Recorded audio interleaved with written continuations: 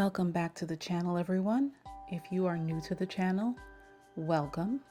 I'll be doing my Bible journaling entry, which is number 16 in my Illustrated Faith Bible. And I'm doing, let me get my, my verse here. I'm in Isaiah chapter 40 and verse 6. And it says, a voice was saying, cry out. Another said, what should I cry out? All humanity is grass, and all its goodness is like the flower of the field. Now that's verse 6, but I'll be going a little further. I'm going to be Bible journaling for verse 6 on this page, but I'm going to go a little further after that. First, I just want to say again, welcome to the channel. My channel is all about adding creativity and cuteness to my Bible journaling, my faith planning.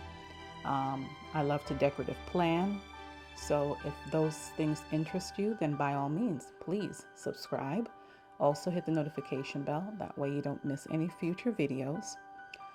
Also check the description below for discounts, links to discounts, and also links to my Etsy and website where I sell a lot of faith-based sticker sheets and other items that you may be interested in.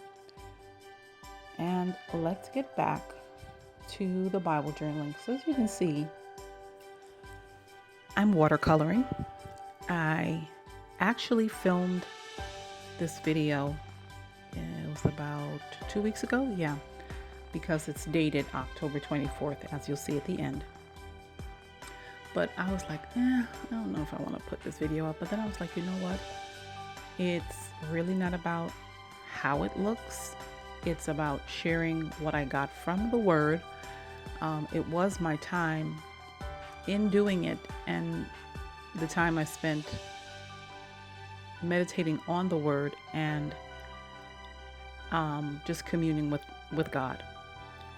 And Bible journaling, for those who are thinking of doing it or want to do it, is not so much about what you put on the page, but it's what you get out of the Word and your time with the Lord, because it should be a time where you're asking questions, you're thinking and pondering on that Word, and you're trying to get as much as you can out of it, which I'll share to you what I got in a bit.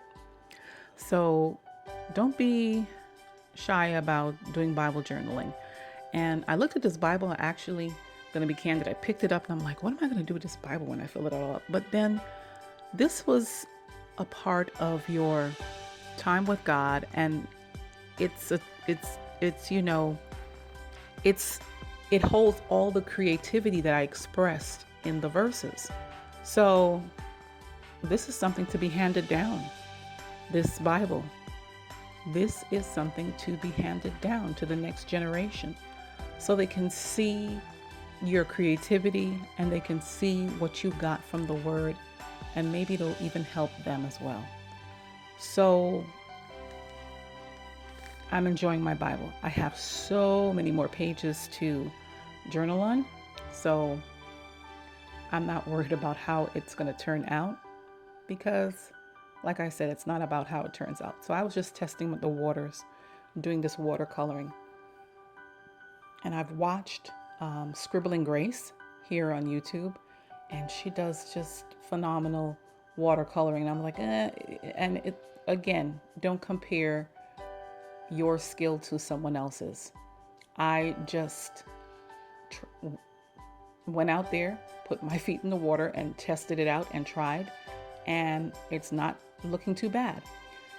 I learned from what I did that, my hand is heavy, so it needs to be lighter, especially on the yellow. You can see it's much deeper than the pink and the purple. But I learned that you start with that heavy circle, but then you pull it into the petal, if that makes sense. So check out Scribbling Grace because she gives a lot of tips on watercoloring, and I love watching her Bible journal. So yeah, I wasn't going to post it, but then I said, you know what? I'm going to go ahead and put it up. And I'm not sorry that I did. It's colorful, it's cute, and I loved it in the end. So I just said, you know what? I'm going to go ahead and post the video. So that was my little back and forth with that. But let me go back to the word, which is Isaiah 40, verse 6. And it was the preceding chapter was talking about Hezekiah's folly. So there was something that happened, and chapter 40 is basically a word of comfort. And it doesn't seem comforting, especially when you drop down to verse 7. So I've read verse 6 to you, but let me read verse 7, and then I'll give you my take on the word. Verse 7 says, the grass withers, the flowers fade, when the breath of the Lord blows on them. Indeed, the people are grass. And I was like, wow. It's comparing humanity to grass, to the flowers.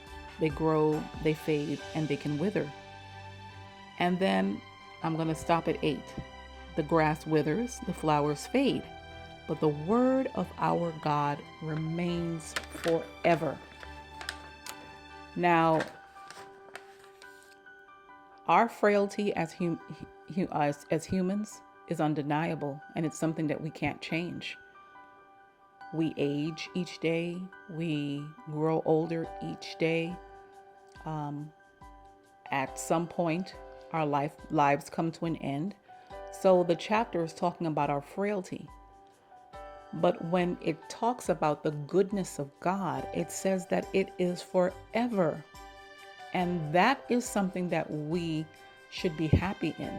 I mean, regardless of the fact that, yeah, our lives come to an end at some point, but we should be living our lives knowing that, living our lives in a manner that we can someday obtain that crown, that we can reside in heaven with our Lord, and take delight in the fact that God's goodness never fails and it's never ending. We can rely on the goodness of God. I mean, if you just think about God's goodness in your own life and the things that He has done to you, and how He just, never ceases to amaze you in the goodness that He continually showers upon you. His goodness grows, it flourishes like a flower. And then on the other hand, yes, we grow and we fade as flowers, but God's goodness is continuous. It doesn't fade. It may grow, but it doesn't fade like a flower. It is forever. His goodness is forever. And that's one thing that, we have to dwell and meditate on, is God's goodness, and that will keep us. So I'm just adding a few little extras here. So like I said earlier, if it's your first time, subscribe. Also hit that notification bell. And if you have lasted this long, please go ahead and hit that like button, and also comment below and share the video with someone who you know would enjoy this Bible journaling entry. I just so appreciate you guys coming and watching the video and listening to me. And I appreciate you guys so much, my new subbies. And I just want all of you to know that I appreciate each and every one of your comments and your prayers that you sent to me last week. I so appreciate them. Be blessed, everyone. Bye-bye.